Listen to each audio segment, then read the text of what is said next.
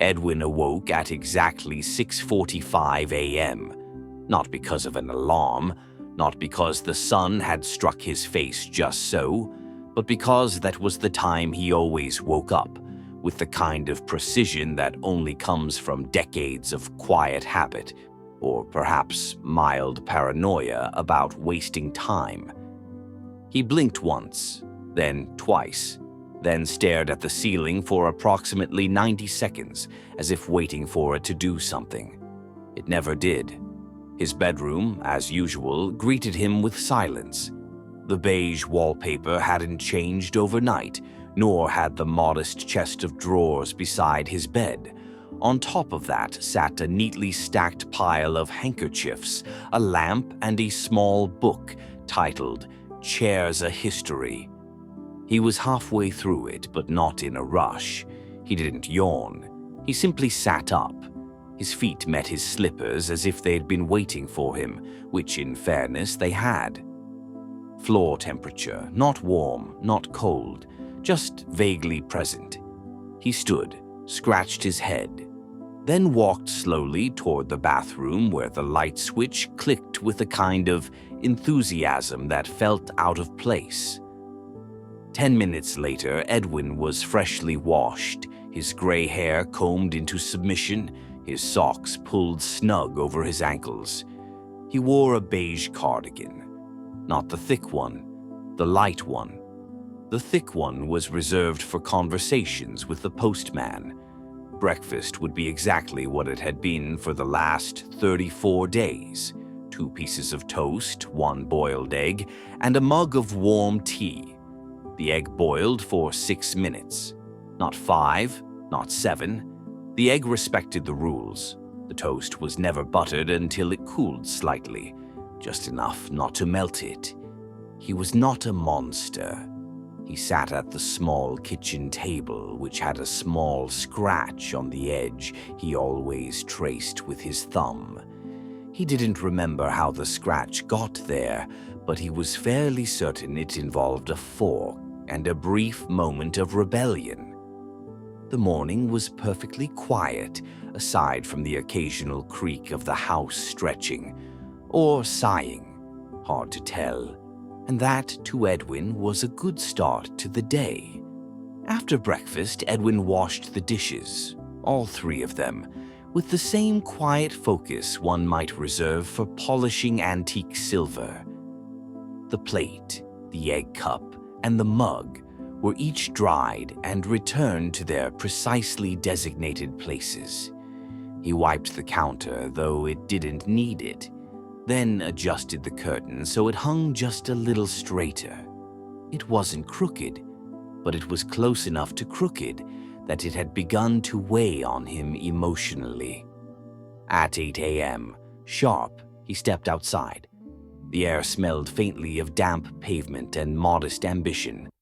The sky was overcast, not in a dramatic way, just enough to make everything look like it was filmed through a filter called Thursday. He locked his front door twice. Not because he was worried, but because the lock made a satisfying click. Then he set off down the street with the steady determination of a man who had nowhere urgent to be, and was precisely on time to not be there. Edwin walked with a rhythm that matched the quiet click of his shoes on the pavement. Houses passed him like polite background extras. Lawns were mowed, hedges were trimmed. A cat watched him from a windowsill with the vague suspicion cats reserve for men in beige cardigans. He nodded at the cat. The cat did not nod back. This was expected. 2 blocks down, he passed Mrs. Pennington watering her geraniums. She waved. Edwin offered a single nod and a "good morning," delivered at a decibel that could only be described as neighborly but non-committal. The library was 6 blocks away. Edwin liked the route because it had exactly 2 pedestrian crossings, 1 slight incline, and a bench he could pretend not to need halfway through. He sat on the bench anyway. Just for a moment. Not because he was tired, but because the bench was there, and it seemed rude to ignore it. By the time Edwin arrived at the library, it was exactly 9 a.m., not 8:59, not 9:01, precisely 9. He timed it that way not because he had to, but because being off by even a minute felt untrustworthy. The library had a particular smell he found deeply reassuring, part paper, part furniture polish, and part mystery. Not the thrilling kind of mystery, the kind that involves misplaced bookmarks and overdue notices from 1997. He stepped inside, nodded at the front desk librarian, a woman named June, who once recommended he try a thriller. He hadn't, but he appreciated the gesture. Edwin walked with purpose through the aisles, pausing briefly in front of the large print section. He didn't need it, yet, but he liked to keep tabs on its inventory, just in case the day ever came when normal-sized font betrayed him. His favorite shelf was non-fiction, subcategory, unusually specific histories. That morning, a new title caught his eye, The Spoon, a Cultural Biography. He held it for a moment, admiring the cover, which featured predictably a spoon. He took it to his usual spot, a chair in the far corner, next to a lamp that flickered exactly once every 11 minutes. He had timed it. Edwin opened the book, adjusted his glasses, and began to read. Not quickly, not slowly, just thoroughly. He appreciated the seriousness with which the author approached spoon evolution. There were charts. He made it through 5 pages before closing the book gently, letting out a small breath through his nose. Not quite a sigh. The kind of breath that said, yes, this was the correct choice. He placed the book on the side table, beside an outdated community events flyer. Something about knitting, or possibly fencing. The font was ambiguous, and for a moment, Edwin simply sat, surrounded by books, flickering light, and the distant sound of someone attempting to whisper, while clearly not understanding how whispering works. After a respectable amount of sitting, Edwin stood. He didn't rush. Rushing was for people late to things. Edwin had not been late to anything since 1983, and even then it had only been by 7 minutes, and the bus had been early. He still remembered the outrage. He returned, The Spoon, a cultural biography, to its shelf, aligning it carefully so its spine sat flush with the others. One book jutting out was How Civilizations Collapsed. From there he wandered. Not aimlessly. Aimless wandering was for tourists and pigeons. No, Edwin meandered with the precise uncertainty of someone who had already decided not to check anything out, but wanted to be seen considering it. He paused at a display titled Local Authors You've Probably Never Heard of. He hadn't. He read a few blurbs, nodded as if pondering deep literary merit, then gently moved on. Eventually, he arrived at the library's small cafe, a nook with exactly 3 tables, 1 decaf coffee machine, and a woman behind the counter who looked like she'd seen some things, mostly overdue books and underpaid shifts. "Tea, please," Edwin said, placing a single coin on the counter. The price hadn't changed in 3 years, mostly because no one remembered who had set it in the first place.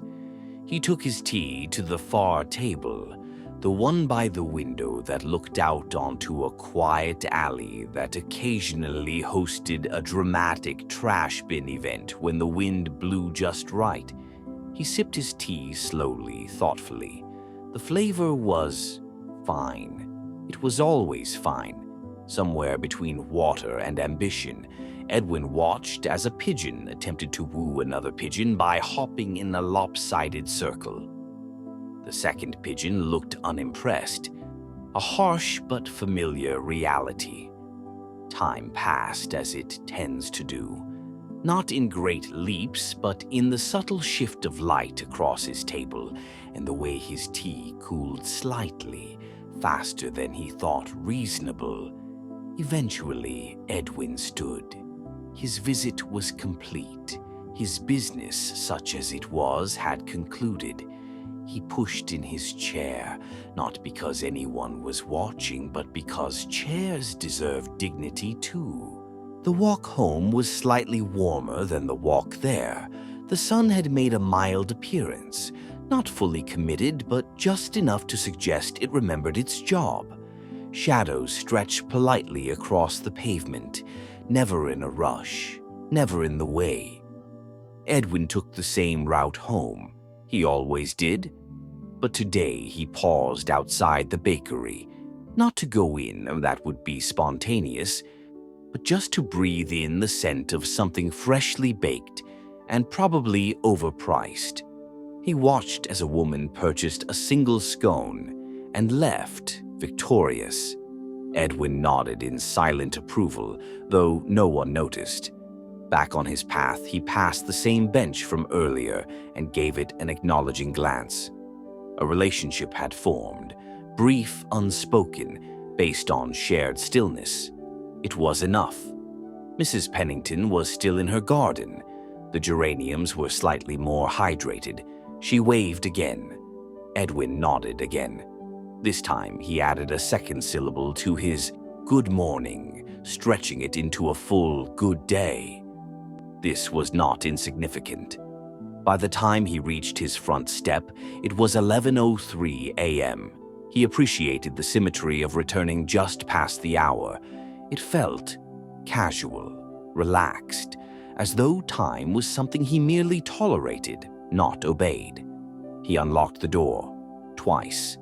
The click was still satisfying. Inside, the air smelled faintly of whatever scent homes develop after decades of calm routines. Not stale, just comfortably unchanged. He removed his shoes and placed them beside the mat. They were perfectly aligned without his needing to adjust them. That brought him a quiet sense of achievement that some might consider disproportionate. Edwin did not. In the kitchen, he filled the kettle. Not to make tea, not yet, but simply to be ready. Preparedness was its own reward. Then he stood at the window and looked out at his modest garden, 2 shrubs, 1 bird bath, and a gnome he neither liked nor disliked. It was simply there, like so many things in life. At precisely noon, Edwin made lunch. It was a sandwich. It was always a sandwich. Today's variety, cucumber and cheese, arranged with architectural precision between 2 slices of bread that had seen better decades. Still, they held together admirably. Much like Edwin himself, he ate it in silence at the table by the window. No distractions, no phone, just the soft crunch of cucumber and the quiet hum of a refrigerator that had been slightly louder since 2009. After lunch, he placed his plate in the sink and ran water over it, not washing it immediately.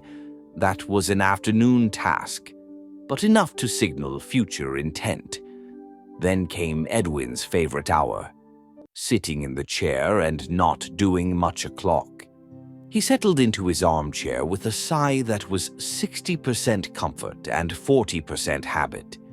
The chair accepted him with the familiarity of an old friend who asks nothing and gives everything, mostly lumbar support. From the bookshelf, he selected a book he had read 6 times, not because he'd forgotten the plot, but because the plot hadn't changed, which was, in his opinion, one of the book's greatest strengths. He read 2 chapters, then rested the book gently on his chest and closed his eyes, not to nap. No, this was not a nap. This was just thinking with his eyes closed. Outside, the world continued at its usual unremarkable pace. A car passed. A bird chirped once, then reconsidered and flew away. Somewhere in the distance, a lawnmower started up and stopped again, a brief, forgettable drama. Inside, Edwin remained perfectly still. Not asleep, not quite awake, just perfectly, boringly content. And in that moment, between tea and dinner, between pages read and chapters to come, Edwin felt something that could almost be mistaken for joy. Or maybe it was just digestion. By 4 p.m., Edwin was back in the kitchen. He boiled the kettle again, not out of necessity but ritual. The second tea of the day was never as thrilling as the first, but it was reliable, like beige wallpaper or the post. He chose a different mug this time. It had a faint chip on the rim, which made him drink more carefully. A small challenge, just enough to keep life interesting. Dinner came next, a modest affair, steamed vegetables, a potato, and something vaguely resembling fish. He ate with the quiet dignity of someone who didn't need flavor to feel full. After the dishes were washed, not just rinsed, Edwin settled into his evening chair, which was identical to his afternoon chair, except that it faced the television. He didn't watch much. A nature documentary was on. Something about frogs, or maybe toads. He never quite trusted amphibians that could do both land and water. Pick a lane, he thought. The narrator's voice was calm. Possibly Canadian. Edwin approved. By 8:30, he was preparing for bed. It wasn't late, but Edwin had never been a night owl. He preferred morning things: toast, newspapers, silence. He brushed his teeth for exactly 2 minutes, using the timer on his electric toothbrush. Not because he needed to, but because rules, once learned, were not to be bent without good reason. He changed into pajamas. Not fancy, not flannel, just dependable cotton. The kind that knew the shape of him and asked no questions. Sliding into bed, Edwin adjusted his pillow with clinical precision. The blanket was tucked just under his chin. The slippers sat quietly where they always did, awaiting the next morning. And then, eyes closed, body still, mind content, Edwin drifted off. Not into dreams of adventure or passion or drama, but into the kind of sleep reserved for men who returned library books early, wiped down counters after use, and believed wholeheartedly that punctuality was a form of respect. A sleep so deep, so steady, so unapologetically uneventful, that even the frogs on TV would have approved.